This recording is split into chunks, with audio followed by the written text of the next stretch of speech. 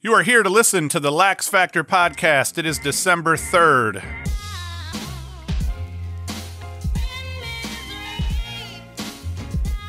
We're going to talk about what I agree with Quint Kessenich on, and there are apparently numerous things. I listened to the Inside Lacrosse Podcast with Quint Kessenich and Terry Foy just the other day, or actually just today.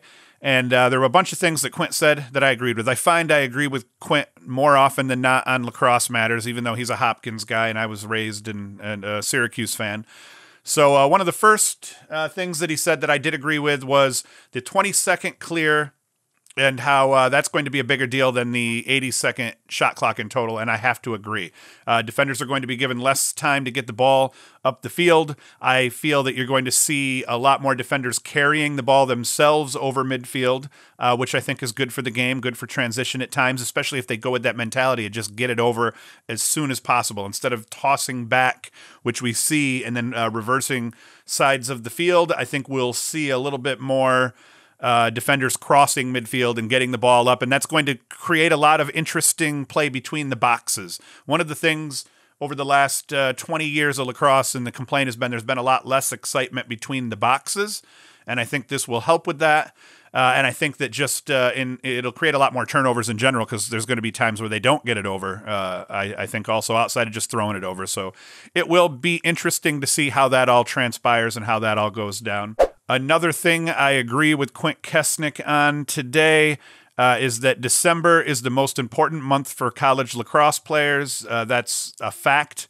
And the reason being they're done with their fall season. They're into their more minor workouts that are going to get them into the beginning of the season about 6 weeks from now. And between now and then, they've got their finals. They've got Christmas parties. They're about to go on a small break.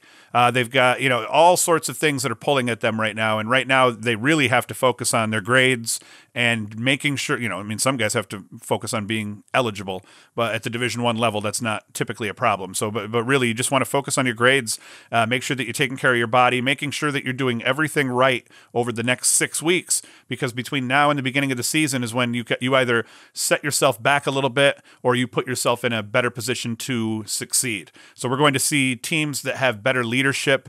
Those teams are going to tend to fare a little bit better, especially early season, over teams that maybe don't have great leadership. But December and how the next couple of weeks transpire are very important to the Division I, Division II, and Division III lacrosse landscapes. Another thing that I was surprised to see, Syracuse getting some love from Quint and Terry Foy in their 1127 podcast.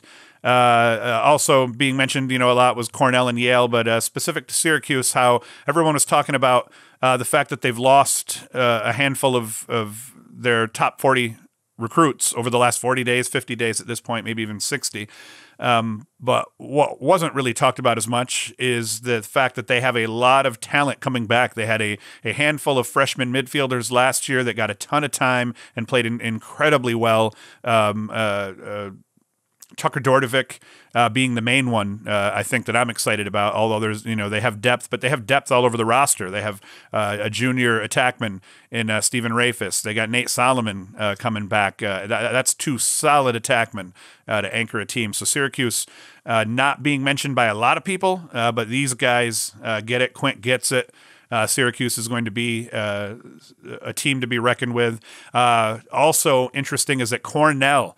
Quint had mentioned if Cornell can get a keeper to just save the ball at a respectable clip, 55 to 60%, Cornell is going to give Yale all they can handle, and I agree. Yale loses a lot in Ben Reeves. It's not that his individual skill sets can't be replaced. He's an incredible dodger. They're not going to be able to replace that. And after watching some tape on him earlier in the week, they're definitely not going to be able to replace that. But other guys on the team can pick up the slack and dodge, to a degree and help make sure they're getting looks at the cage. He's an incredible feeder. They've got some guys on the team that can go to the rack and that can feed as well, although it's hard to replace it. So Cornell returns almost all of their talent. I mean, you're returning Jeff Teat as a junior this year. You got Connor Fletcher coming back. I mean, you have a plethora of players that last year were freshmen, sophomores, and juniors that all are coming back for Cornell, including two of their better players. I like the 1-2 punch of Fletcher at midfield and Jeff Teat at attack, and Fletcher is a beast. Took a little bit into the season to get him rolling full speed, but once he did it, he was incredible as well. So Cornell, as long as they can get a goalkeeper to stop the ball respectably in a face-off man, which I believe Cornell started a freshman last year, and I think he did fairly well by the end of the season. So I feel like Cornell and Yale are going to fight for the top spot in the Ivy, and I'm going to make a bold prediction, and I feel really strongly about Cornell this year, and I think that Cornell is going to be able to pull that out and take Yale down. One other thing worth talking about is there's not a whole lot of senior talent, and it's not that there's not senior talent. Obviously, Pat Spencer is coming back. I can't believe Pat Spencer is still at school. I for some reason thought he was a senior last year. As we were coming into this season, he seems to have been around forever, and he seems to have been a topic of he's been deserving of national attention, it seems, forever. But here he is. He's about to come into a senior year as probably one of the top 3 guys in terms of consideration for the Twarton, maybe Attackman of the Year award. A lot of talented attackmen, but most of them are junior. Michael Sowers out of Princeton, Jeff Teat out of Cornell, other guys that come to mind, Michael Krause at UVA, Stephen Rafis at Syracuse. Just a huge list of A-level talent all over the place. Costabile at Notre Dame, midfielder. I think he's a junior, and he's going to have a huge year. Has had huge years already, but is going to have a bigger year here as a junior for Notre Dame. So ton of talent. Col Williams, got to throw Col Williams out there, a junior attackman out of Hopkins. I mean, there's a ton of talent, but most of it is surrounded around the junior class this season. So it'll be interesting to see how that all plays out. One of the things that you normally see is you'll see seniors lead the teams to championship weekend, and this year I think you're going to see some juniors leading teams to championship weekend. Random news. It looks like Olympic lacrosse could be weird.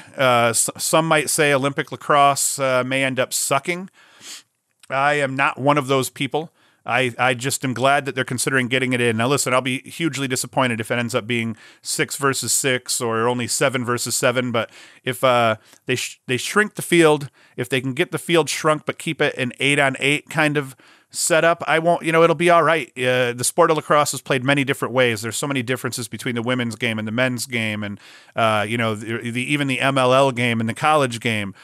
So I'm all for them just getting it included, understanding that they're going to have to scale the rosters back a little bit, the field back a little bit, the game times back a little bit. But let's get lacrosse in the Olympics. Let's figure out a format that works for everybody involved, and let's stop whining. Everybody's wanted it to happen. We're still going to get our normal format for the regular World Championships in the years that the Olympics aren't a thing. And so I think that we have to do whatever we can to just support this. And once it happens, just be happy that we're there and see what happens over time. And that is it.